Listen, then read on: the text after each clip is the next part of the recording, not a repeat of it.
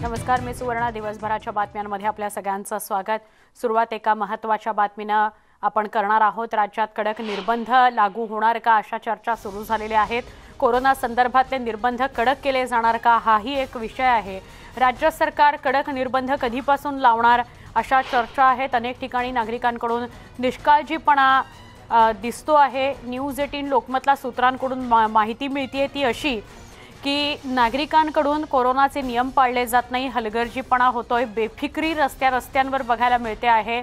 आणि जर अशी परिस्थिती असेल तर ओमायक्रॉनच्या पार्श्वभूमीवर राज्य सरकार परत कडक निर्बंध लावू शकतं का अशा प्रकारच्या चर्चा सुरू झालेल्या आहेत. म्हणजे त्याविषयीचा विचार सरकारी पातळीवर सुरू झालाय असं कळतं आहे. आमचे प्रतिनिधी उदय जाधव यांच्याकडून अधिक माहिती घेऊया. उदय, माध्यम पहिल्या दिवसापासून म्हणजे ओमायक्रॉनचा पहिला रुग्ण आढळून आला तेव्हापासून सांगताय की काळजी घ्या, मास्क लावल्याशिवाय घराबाहेर पडू नका, सोशल डिस्टन्सिंग पाळा. पण सगळ्याच शहरांमध्ये आपल्याला नागरिकांकडून बेफिक्री बघायला मिळते. तर सरकार पुन्हा निर्बंध लावण्याच्या तयारीत आहे का, विचारात आहे का? सुवर्ण, तर खरं तर आपण बघतो संपूर्ण राज्यभरामध्ये लॉकडाऊनला जेव्हापासून शिथिलता देण्यात आलेली आहे तेव्हापासून निष्काळजीपणा जो आहे सर्वसामान्य नागरिकांमध्ये मोठ्या प्रमाणात वाढत चाललेला आहे. सर्वसामान्य नागरिक देखील आणि इतर सर्व राजकीय मंडळींचे सभा असतील किंवा बॉलिवूड सेलिब्रिटींच्या पार्ट्या असतील, ही सगळी जी आहेत हे कोविड प्रतिबंधात्मक नियमांचं उल्लंघन करून होत आहे. तिथे कुठल्याही प्रकारचा मास्क जो आहे तो घातला जात नाही, शारीरिक अंतर ठेवलं जात नाही, मोठ्या प्रमाणात गर्दी होते आहे. त्यामुळे पुन्हा एकदा कोविड-19 संसर्गबाधित रुग्णांची संख्या जी आहे काही प्रमाणात का होईना ती वाढताना दिसते आहे. त्यामुळे राज्य सरकार असेल, राज्याचा आरोग्य विभाग असेल, महापालिका असतील, स्थानिक, या सर्व चिंताग्रस्त झालेले आहेत. पुन्हा एकदा जर रुग्णांची संख्या वाढत चालली तर पुन्हा एकदा लॉकडाऊन लावण्याची शक्यता देखील निर्माण होऊ शकते. मात्र सध्या ज्या प्रकारे राज्यामध्ये मोठ्या प्रमाणात लग्न सोहळे सुरू आहेत, सार्वजनिक सभा मोठ्या प्रमाणात सुरू आहे, त्यामुळे जे कोविड बाधित रुग्ण आहेत ते एकमेकांच्या संपर्कात मोठ्या प्रमाणात येत आहेत. आणि त्याचबरोबर आज जी काही महत्त्वाची बातमी आलेली आहे ती म्हणजे बॉलिवूड सुपरस्टार जे आहेत हे देखील मोठमोठ्या पार्ट्यांना उपस्थित होते आणि त्यांच्यापैकी 2 मोठ्या अभिनेत्री या कोविड पॉझिटिव्ह आढळलेल्या आहेत. त्यामुळे पुन्हा एकदा लॉकडाऊन जे आहे जे शिथिल करण्यात आलेले आहेत त्यामध्ये काहीशी कमतरता करून पुन्हा एकदा लॉकडाऊनबद्दल कडक निर्बंधांसंदर्भात काही ठोस पावलं उचलता येतील का या संदर्भात चाचपणी सुरू असल्याची माहिती मिळते आहे. कारण सर्वसामान्य नागरिक जे आहेत, दिवाळीसारखा मोठा सण गेला, त्यानंतर इतर लग्न सोहळे सर्वसामान्य नागरिकांच्या घरांमध्ये सुरू झालेले आहेत. त्यामुळे एक निष्काळजीपणा जो आहे नागरिकांमध्ये वाढत चाललेला आहे आणि त्याचमुळे रुग्ण जे आहेत ते वाढताना दिसत आहेत. त्यातच आता ओमायक्रॉनचं देखील खूप मोठं संकट आलेलं आहे. आधी ओमायक्रॉनबद्दल खूप गंभीरता बघितली गेली होती, त्याला एक मोठं संकट मानलं गेलं होतं. मात्र ओमायक्रॉनचा व्हेरियंट जो आहे तितकासा परिणामकारक नसल्याचं आढळून आल्यानंतर काहीसा निष्काळजीपणा देखील त्या संदर्भात दिसून आला. मात्र आता जी काही ताजी माहिती मिळाली त्यानुसार इंग्लंडमध्ये एक ओमायक्रॉन बाधित रुग्ण जो आहे त्याचा मृत्यू झालेला आहे. त्यामुळे पुन्हा एकदा धोक्याची घंटा जी आहे ती वाजू लागलेली आहे.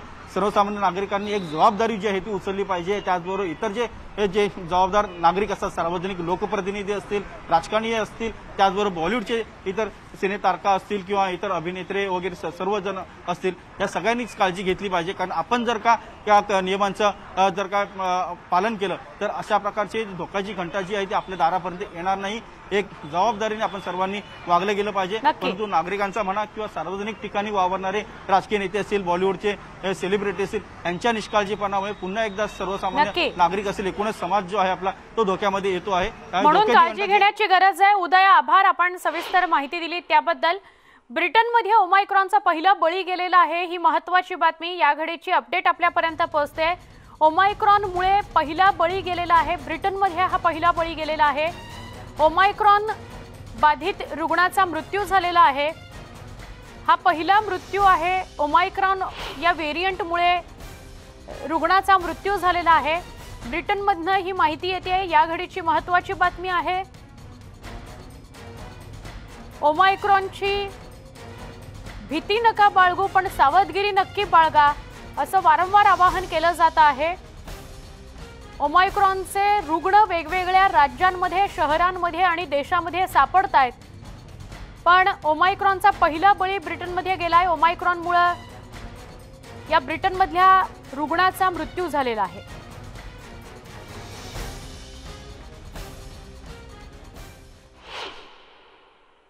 बातमी एसटी संपासंदर्भातली.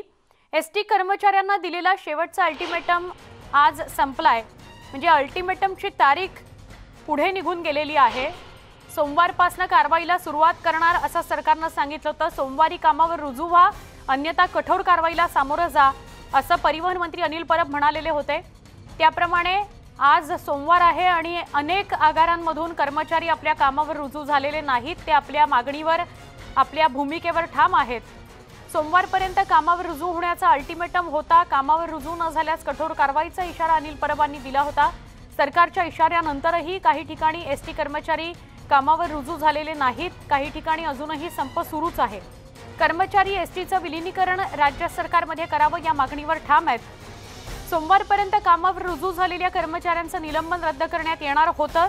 परिवहन मंत्री अनिल परब यांनी हे स्पष्ट केलेलं होतं। मात्र काही ठिकाणी एसटीचा संप सुरू असल्यानं आता या संपकऱ्यांवर सरकार काय कारवाई करणार हे बघणं महत्त्वाचं आहे। पण आधी आपण बघूया अनिल परब यांनी काय म्हटलेलं होतं।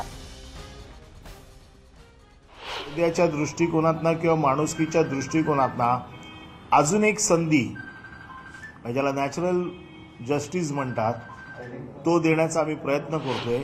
आणि याहूनही कामगार जर आले नाहीत तर मग पुढे काय मेस्मा लावायचा का त्याच्या पुढची काय कारवाई करायची याबाबतचा निर्णय त्यानंतर घेतला जाईल। आत्ता तरी मेस्माच्या संदर्भात सोमवारपर्यंत कुठली कारवाई होणार नाही। त्याचं कारण असं आहे की सरकार कोणाचंही फार नुकसान करण्याच्या मनस्थितीत नसतं आणि म्हणून एक संधी त्यांना देणं हे आमचं कर्तव्य आहे किंवा आमचं काम आहे। म्हणून सोमवारपर्यंत आम्ही मेस्माची कारवाई करणार नाही, परंतु आम्ही त्यांना पुन्हा एकदा संधी दिलेली आहे। कारण बऱ्याच कामगारांचं डीसींकडनं ही मागणी आलेली आहे, म्हणून ही कारवाई आम्ही तूर्तास या 3 दिवसाचा पिरियड आम्ही त्यांच्याकडे देतोय। एकीकडे सरकारनं एसटी कर्मचाऱ्यांना दिलेली शेवटची संधी संपली आहे, दुसरीकडे एसटी कर्मचारी संपावर ठाम आहेत, विलीनीकरणाच्या मागणीवर ठाम आहेत सगळे संपकरी। त्यामुळे सरकार आता संपकऱ्यांवर काय कठोर कारवाई करतं हे बघणं महत्त्वाचं ठरणार आहे।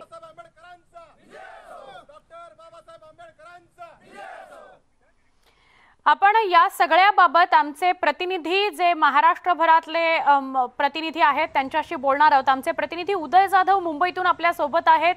आमचे प्रतिनिधी लक्ष्मण घाटोळ नाशिकहून आपल्या सोबत जोडले गेलेले आहेत। नांदेडहून मुजीब शेख जोडले गेलेले आहेत आणि बब्बू शेख मनमाड, मालेगाव या सगळ्या परिसरातून आपल्याला माहिती देतील। तुम्हा चौघांचंही स्वागत। आधी मुंबईतली परिस्थिती काय, आर्थिक राजधानी मुंबईत काय घडतंय ते जाणून घेऊया। उदय, तू सांगशील अजूनही आझाद मैदान आणि मुंबईतल्या वेगवेगळ्या ठिकाणी आपले संपकरी, एसटीचे संपकरी आपल्या म्हणण्यावर, आपल्या भूमिकेवर ठाम आहेत, काय सांगशील अपडेट?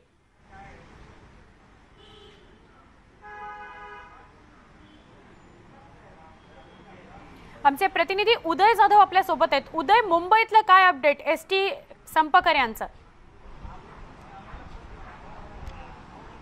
सुवर्ण, मुंबईच्या आझाद मैदानामध्ये अजूनही काही प्रमाणात एसटी कर्मचारी जे आहेत ते संपावरती ठाम आहेत। विलीनीकरणाच्या मागणीवरती ते अजूनही संप करत आहेत। परिवहन मंत्री अनिल परब यांनी जी सांगितलं होतं शनिवारी की पुढील 3 दिवस आम्ही वेळ देतो, शेवटचा अल्टिमेटम माणुसकीच्या नात्याने सर्व एसटी कर्मचाऱ्यांना जे संप करीत त्यांना देतो आहोत। सोमवार संध्याकाळी 6 वाजेपर्यंत हा अल्टिमेटम असेल, त्यानंतर हा अल्टिमेटम संपेल, त्यानंतर राज्य सरकार त्यांच्या कारवाईला मोकळी असेल। त्यानुसार 3 दिवसांचा अल्टिमेटम जो आहे तो संपलेला आहे। अजूनही मुंबईचं आझाद मैदान असेल किंवा राज्यभरातले विविध एसटी डेपो असतील, इथे अजूनही काही प्रमाणात संपकरी एसटी कर्मचारी जे आहेत त्यांच्या संपावरती, त्यांच्या मागण्यांवरती विलीनीकरणाच्या अजूनही ठाम आहेत।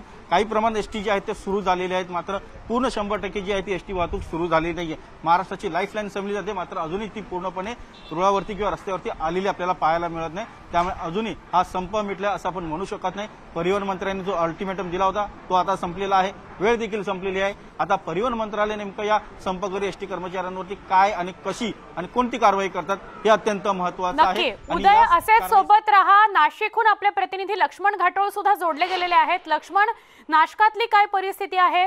अल्टिमेटम दिल्यानंतर कोणी कामावर रुजू झालेलं आहे का, तशी इच्छा व्यक्त करते का अजूनही संपावर ठाम आहेत कर्मचारी?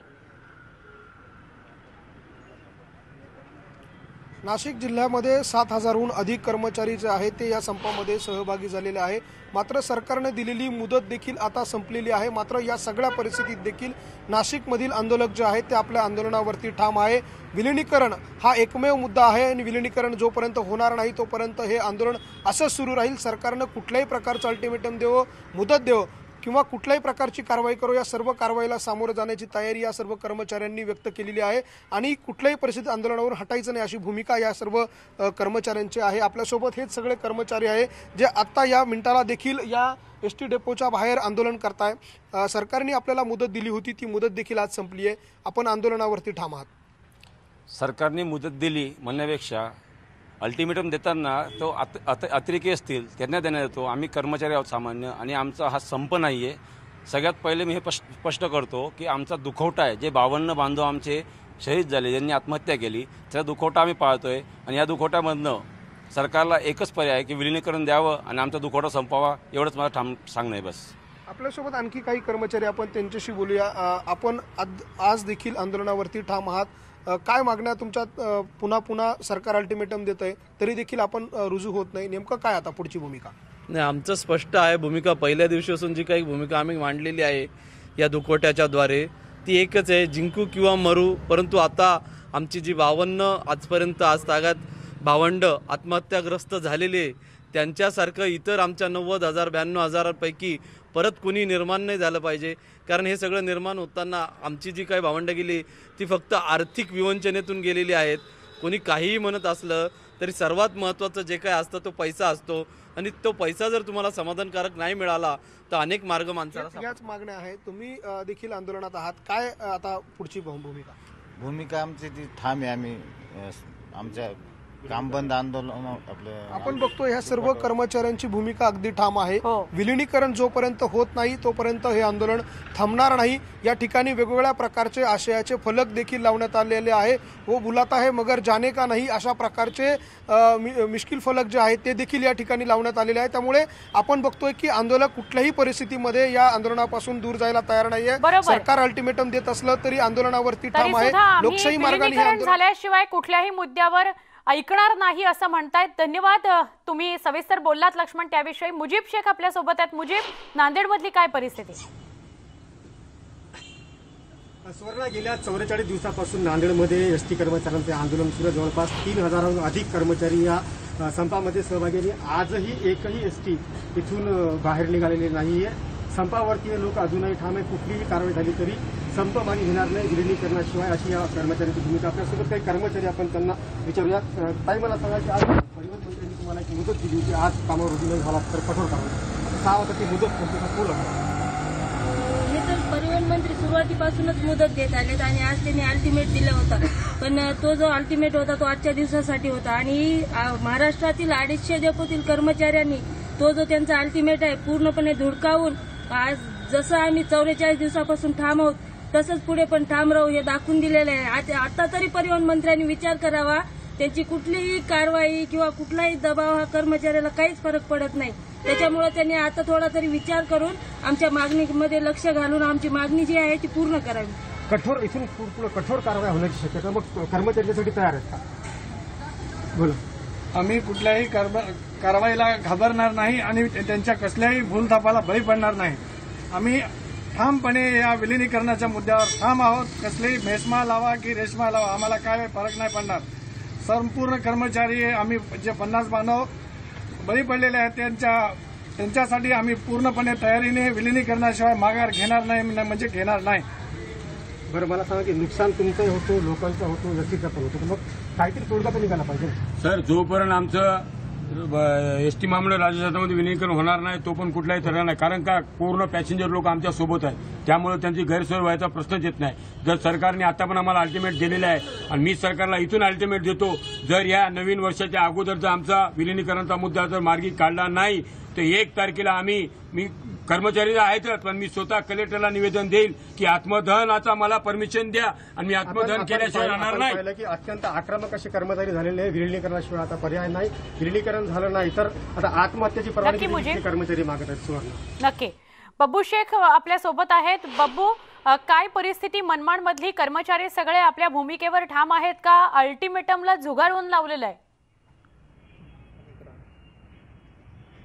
सुवर्ण, मनमाड, मालेगाव, सटाणा, कळवण, दाभाडी या भागातले जेवढे आगार आहे तिथले सर्व कर्मचारी संपावर ठाम आहे। आता जी 6 वाजेची वेळ होती अनिल परबनी दिलेली मुदत ती संपलेली आहे आणि आता माझ्यासोबत काही कर्मचारी आहे. त्या अगोदर इथले जे कर्मचारी आहे आता हळूहळू ते आझाद मैदानावर जायला निघालेले. आज मनमाड इथून जवळपास 101 कर्मचारी ते आझाद मैदानाकडे निघाले. हीच परिस्थिती मालेगाव नांदगाव इथूनही आता मोठ्या संख्येने कर्मचारी जे आहे ते आता आझाद मैदानाच्याकडे निघायला सुरुवात झालेली आहे. माझ्यासोबत आहे काही कर्मचारी, त्यांना विचारू. मुदत संपलेली आहे, तुम्हाला जी वेळ दिलेली होती परिवहन मंत्र्यांनी, तरी तुम्ही संपावर का ठाम आहात, रुजू होणार का? नमस्कार. सर्वात पहिले मी न्यूज 18 लोकमतचे आणि ज्येष्ठ पत्रकार बब्बूभाई अमीनभाई यांचे मी आभार मानतो का त्यांनी वेळोवेळी आम्हाला जनतेसमोर आणलेले आमच्या व्यथा दुःख जनतेसमोर मांडले. संपाचं असं आहे का त्यांनी आता जे बी केलं ते संपूर्ण आमचे लोक मागं हटायला तयार नाही आणि हटणारही नाही. तुम्हाला काय विलीकरण पाहिजे फक्त आम्हाला, बाकी काय. तुम्ही काय म्हणाल? कारण आता वेळ संपलेली, उद्यापासून कदाचित कठोर कारवाई होईल, मेस्मा पण लावण्याची शक्यता आहे. त्यांनी मेस्मा लावू नाही तर काही करू, आम्ही कामावर जायला तयार नाही. आमचं एकच मागणी आहे की आमचे विलीनीकरण झाले पाहिजे. आणि दुसरी गोष्ट की जे कर्मचाऱ्यांवर कारवाई झाली ती कारवाई पण मागं घेतली पाहिजे, तेव्हा आम्ही कामावर जाऊ. तुमचं काय म्हणणं? एसटी महामंडळ शासनामध्ये विलीनीकरण करा. एकूणच जोपर्यंत विलीनीकरण होत नाही तोपर्यंत संप कायम ठेवण्याचा निर्धार नाशिकच्या ग्रामीण भागातील एसटी कामगारांनी घेतलेला आहे. नक्की बब्बू, धन्यवाद माहिती दिल्याबद्दल. 4 दिवसभराच्या बातम्यांमध्ये नागपूरमधून एक धक्कादायक बातमी आहे. सामूहिक बलात्काराने नागपूर हादरलेलं आहे.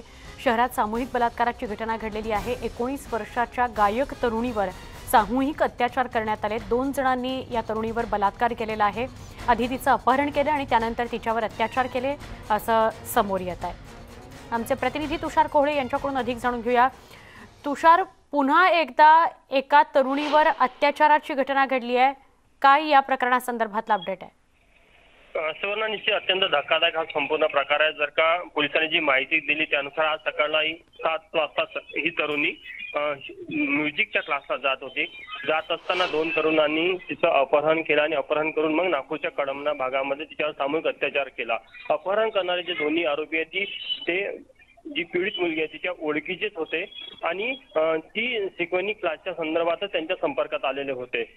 पीडित तरुणींनी जी माहिती दिली त्यानुसार या 2 तरुणांनी जबरन तिला गाडीमध्ये बसवलं. नागपूरच्या व्हेरायटी चौकात, अगदी पोलीस स्टेशनच्या दारावर, व्हेरायटी चौक आहे सीताबर्डी पोलीस स्टेशनच्या दारावर, त्या चौकातनं त्या तरुणीला उचललं आणि नंतर त्यावर सामूहिक अत्याचार केला. या संदर्भात आता पोलिसांनी सीताबर्डी पोलीस स्टेशनमध्ये गुन्हा दाखल केलेला आहे आणि दोन्ही आरोपीचा शोध सुरू आहे.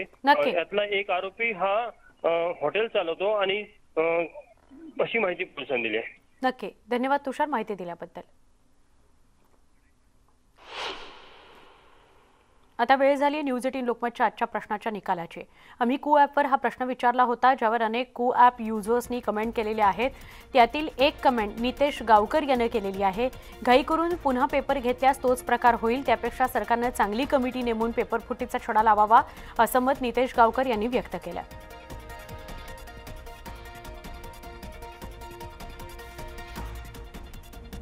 दिवसभराच्या बातम्यांमध्ये इथेच थांबणार आहोत. कोरोनाची त्रिसूत्री पाळायला विसरू नका आणि दिवसभरातल्या न्यूज 18 लोकमतच्या काही बातम्या, ताज्या घडामोडी जर पाहायच्या असतील तर news18lokmat.com या यूट्यूब चॅनलला सबस्क्राईब करा. फेसबुकवर आम्हाला फॉलो करा. पहा फक्त न्यूज 18 लोकमत.